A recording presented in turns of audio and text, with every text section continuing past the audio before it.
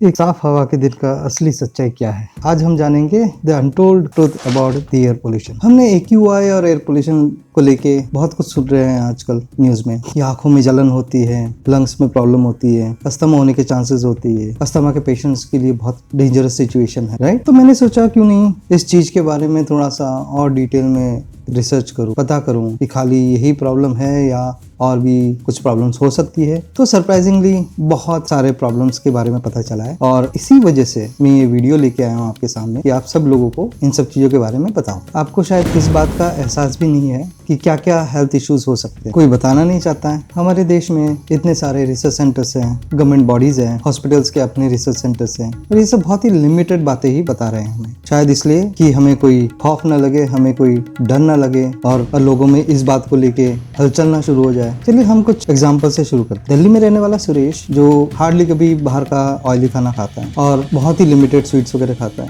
अचानक उसे एक दिन पसीना आने लग गया और थोड़ा चक्कर जैसा फील होने लग गया। उसने चेकअप करवाया। चेकअप करने के बाद पता चला कि उसके आर्टरीज में ब्लॉकेजेस आने लगे। दूसरा एग्जांपल में अजीत धीरे धीरे कमजोरी फील करने लग गया था। ऑफिस के काम वगैरह में उसको इम्पैक्ट होने लग गया। घर में भी ठीक से वो फैमिली के साथ टाइम नहीं दे पाता था और आने वाले टाइम में उसको ऑफिस में छुट्टियां लेना शुरू करना पड़ा। जब ज्यादा होने लग गया तो उसने जब चेकअप किया तो पता चला कि उसका जो इम्यून सिस्टम है वो ओवरड्राइव में चला गया इन्फ्लेमेशन की वजह से और उसके कई ऑर्गन्स धीरे धीरे डैमेज होना शुरू हो गया। ऐसे हजारों अलग अलग केसेस इंडिया में आए दिन होते जा रहे हैं और दिल्ली में तो बहुत ज्यादा हो रहे हैं कंपेरेटिवली टू अदर मेट्रोपॉलिटन और टायर 1 सिटीज। तो चलिए मेरे साथ जानने की कोशिश करते कि क्या क्या होता है हम लोगों के साथ एयर पोल्यूशन की वजह से। कई दशकों तक जो लोग रह रहे हैं ऐसे शहरों में और जो दिखने में नॉर्मल भी लग रहे हैं, अपना काम भी कर रहे हैं, सब कुछ कर रहे हैं, तो उनके पीछे की असली सच्चाई हम ये भी जानेंगे कि AQI हमें क्या क्या बताता है और क्या क्या नहीं बताता है। जी हाँ, आपने सही सुना है, बहुत कुछ सरप्राइज किया जा रहा है। साथ में आखिर में हम ये भी समझेंगे कि दिल्ली जैसे शहर से अगर आप लोग या कोई छोड़ के नहीं जा सकता है दूसरी जगह, ऐसे स्लो पॉइजनिंग वाले सिचुएशन से हम खुद को कैसे बचा सकते हैं या उसको कम कर सकते हैं। वेलकम आप लोगों का, मैं नवनील देव, आपका होस्ट, आपके हेल्दी लाइफ की जर्नी को सिंप्लीफाई करने आया हूँ इस वीडियो के जरिए। क्या साफ दिखने वाला दिन सच में हेल्दी है? जी बिल्कुल नहीं। आप अगर AQI का डेटा देखें या AQI के डिवाइस के रीडिंग देखें डेली और ये उम्मीद करें कि कोई ना कोई दिन गुड कैटेगरी के लेवल पे आएगा तो आपको सुन के हैरानी होगी कि अगर हम एक साल की बात करें 2025 की, एक दिन भी AQI लेवल गुड वाले कैटेगरी या लेवल पे नहीं आया है। डेटा ये कंफर्म करता है कि पूरा 365 दिन में से मुश्किल से 13 दिन सेटिस्फैक्ट्री लेवल पे आया था और सेटिस्फैक्ट्री लेवल कितना सेटिस्फैक्ट्री हुए वो हम आगे जानेंगे and you will be surprise. सच्चाई ये है कि सांस लेना भी हेल्थ रिस्क बन गया है।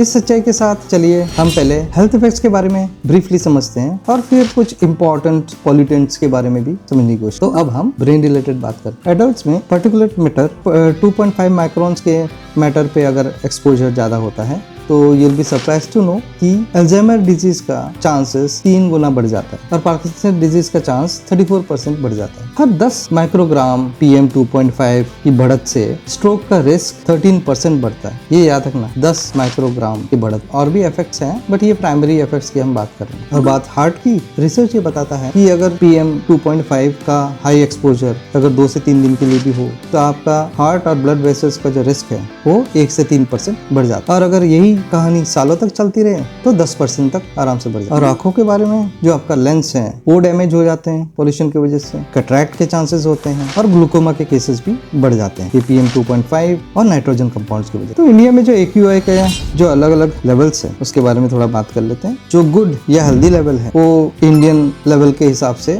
0 to 50 अगर है तो गुड या हेल्दी है। सेटिस्फैक्ट्री 51 से 100 तक, मॉडरेट 101 से 200 तक, पुअर 201 से 300 तक और वेरी पुअर 301 से 400 और हाँ सीवियर 401 से 500। तो मैंने जो पहले बोला था कि बहुत सारी बातें छुपी हुई है, क्लियरली लोगों ने बताया नहीं है, वो हम बात करते हैं कि ये जो लेवल्स है और ये जो नंबर्स के जो रेंज है वो कितना सही है या कितना गलत। उसके लिए हम कंपेयर करते हैं इंडिया के ये जो लेवल्स मैंने नंबर के रेंजेस बोले हैं और देखते हैं कि WHO क्या कहता है उसके बारे में। सबसे डरावनी वाली बात क्या है पता है? वो ये है कि ये जो गुड वाला जो लेवल है या सेटिस्फैक्ट्री वाला जो लेवल है जो कि आम लोगों को लगता है कि हेल्दी है, वो एक्चुअली में आपको बहुत हार्म कर रहा है। क्यों? क्योंकि इंडिया का जो सेफ्टी स्टैंडर्ड्स हैं लेवल्स को लेके वो बहुत ही लोअर है ग्लोबल स्टैंडर्ड्स के मुकाबले। अब ऐसा क्यों? क्योंकि इंडिया ने ये जो लेवल्स में ये जो नंबर्स डाले हैं, ये नंबर्स डाले हैं अपना पॉलिटिकल जियोपॉलिटिकल सिचुएशन के हिसाब से, और डेवलपिंग कंट्री है इसलिए, क्योंकि ज़्यादा कम करेंगे तो अचीवेबल होगा नहीं, ये फिर भी थोड़ा बहुत मैनेज करके अचीव किया जा सकता है। अब आप सोचोगे कि ऐसा गलत क्यों करेंगे? हो सकता है कि WHO बहुत ही ज़्यादा स्ट्रिक्टर रूल लगा रहा हो। भाई सिंपल सी बात है, WHO को कंट्री के डेवलप ना डेवलप होने से कोई मतलब नहीं है, WHO को पॉलिटिक्स से कोई मतलब नहीं, वो एक मेडिकल बॉडी है, ठीक है। तो WHO जो है they only care about what makes you sick, simple सी बात। उनके हिसाब से जो फाइन डस्ट है PM 2.5 माइक्रोन्स का, उसका सेफ लिमिट है 15 माइक्रोग्राम, पर इंडियन गवर्नमेंट के हिसाब से एक्सेप्टेबल लिमिट है 60 माइक्रोग्राम। अब आप समझ लीजिए कि 4 गुना ज्यादा है। तो थोड़ा सा डिटेल में और मैथ्स कर लेते हैं बाकी पॉल्यूटेंट्स को लेके। जो PM 10 है उसका इंडियन एक्सेप्टेबल लेवल है 100, WHO के हिसाब से 45 होना चाहिए, जो कि 2.2 टाइम्स लोअर होना चाहिए। नाइट्रोजन ऑक्साइड WHO कहता है कि एक्सेप्टेबल लेवल 25 माइक्रोग्राम होना चाहिए, पर इंडिया के स्टैंडर्ड के हिसाब से 80 माइक्रोग्राम, जो कि 3.2 टाइम्स हायर है। सल्फर डाइऑक्साइड का WHO के हिसाब से 40 माइक्रोग्राम होना चाहिए था, पर इंडिया के स्टैंडर्ड के हिसाब से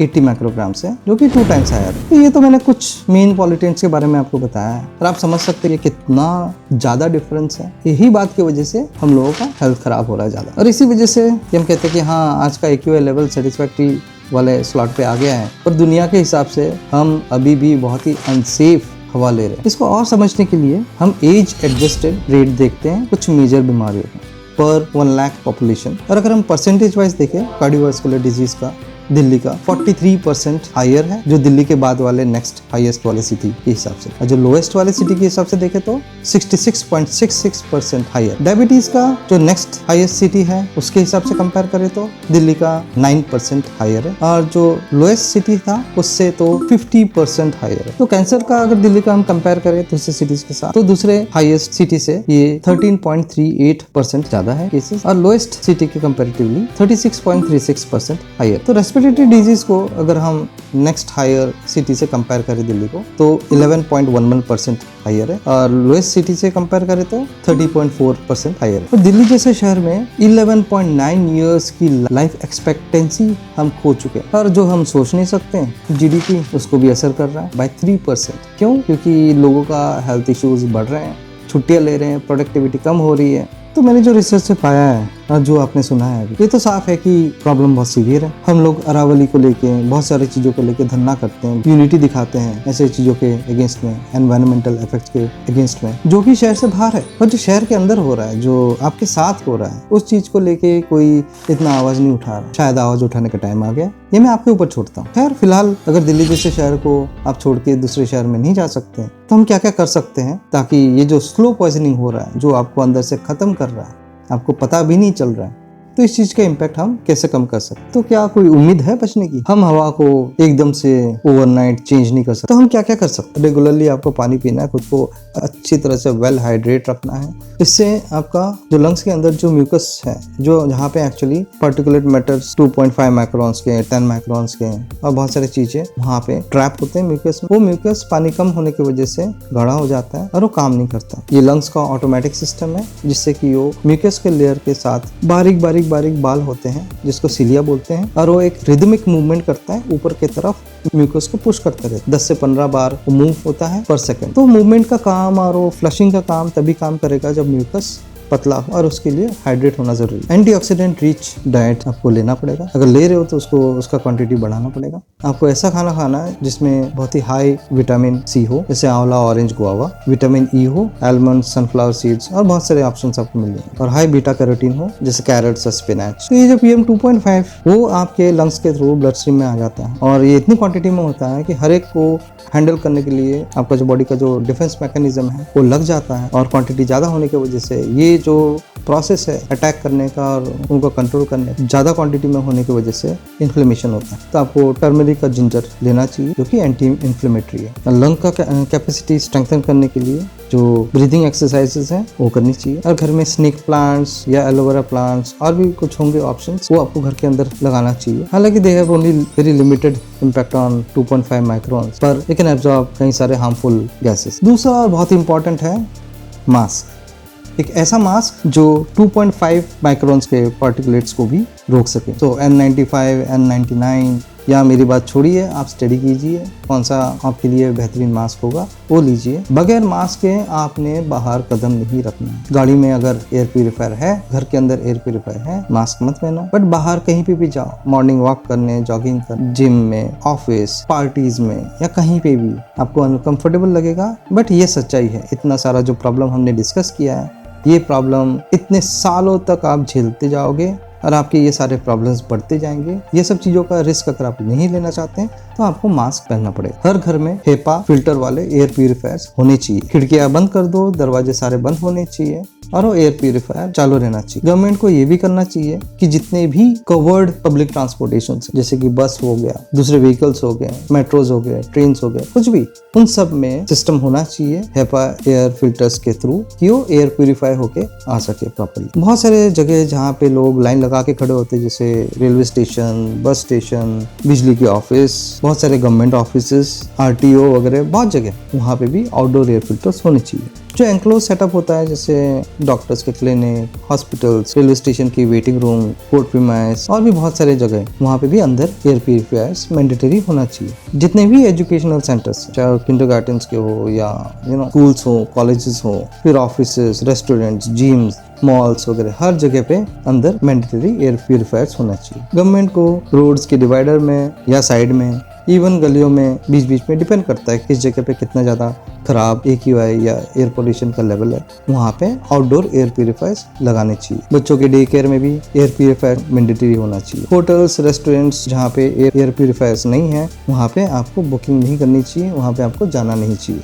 हेल्थ सबसे ज़्यादा ज़रूरी है। बच्चों को बाहर खेलने नहीं जाना चाहिए अगर वो मास्क पहन के नहीं खेलना चाहते तो। गाड़ियों के POCs तो होते हैं राइट, पर ट्रैफिक पुलिस को बीच बीच में रैंडमली गाड़ियों का चेकिंग अपने मशीन से करना चाहिए टू इंश्योर कि आपका जो POC है वो सही हो, आपकी गाड़ी सच में पोल्यूशन लेस हो। और ये जो हम सुनते आते हैं कि ग्रैप 4 में ये, ग्रैप 3 में ये, कई सारी चीज़ें करते हैं कंट्रोल करने के लिए, उसमें से कुछ चीज़ें थी जैसे कि कंस्ट्रक्शन एक्टिविटीज़ नहीं होनी चाहिए उस टाइम पे, फैक्ट्रीज वगैरह से पोल्यूशन का एमिशन नहीं होना चाहिए उस टाइम पे। तो आपने वीडियोस भी देखे होंगे, ये क्या ठीक से फॉलो नहीं हो, तो इसको ठीक से फॉलो करवाना पड़ेगा, गवर्नमेंट को स्ट्रिक्टली फॉलो करवाना पड़ेगा हर हालत में। तो आपको ये ध्यान रखना, चाहे सेटिस्फैक्ट्री लेवल हो AQI का, that is still very unhealthy. India के स्टैंडर्ड की हिसाब से बोलना, AQI लेवल 30 के ऊपर अगर है तो हार्मफुल है, you have to be very careful. ठंड का सीजन जो है उसी में पोल्यूशन होता है ऐसा नहीं है, पूरा साल भर, चाहे समर हो, रेनी सीजन हो, कुछ भी हो, हर टाइम पे वो लेवल इतना हाई होता है कि बहुत ही ज्यादा अनहेल्दी होता है। जो भी मैंने इन्फॉर्मेशन शेयर किया है, इसमें से कौन सा चीज आपको ठीक नहीं लगा,